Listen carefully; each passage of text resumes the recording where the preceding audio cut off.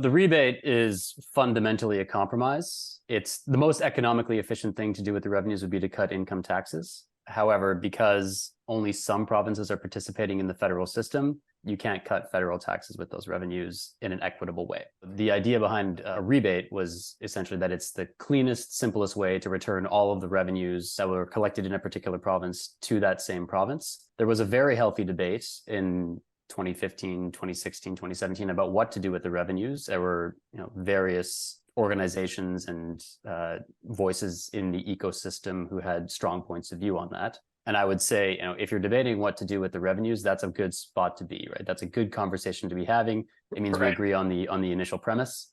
I'll actually just plug a blog that I wrote in 2019 that shows what different provinces are doing with the revenues. It sort of lays out the menu of options.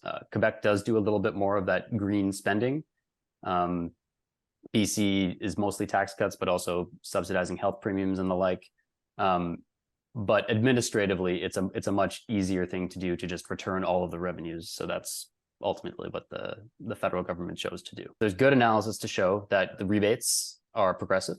About anywhere from the bottom 6 to the bottom 8 deciles of Canadians are better off with the rebates if they are average consumers of fossil fuels. And it is very important to make sure that these taxes are progressive and don't actually damage the financial well-being of Canadians. And one thing we're advocating for Clean Prosperity right now is actually a top up to the rural rebate, because rural Canadians have fewer options in the near term to actually reduce their emissions and should be compensated accordingly. It's very important to make sure that this policy is fair. And I also don't think we should lose sight of the broader goal of the policy, which is to reduce emissions.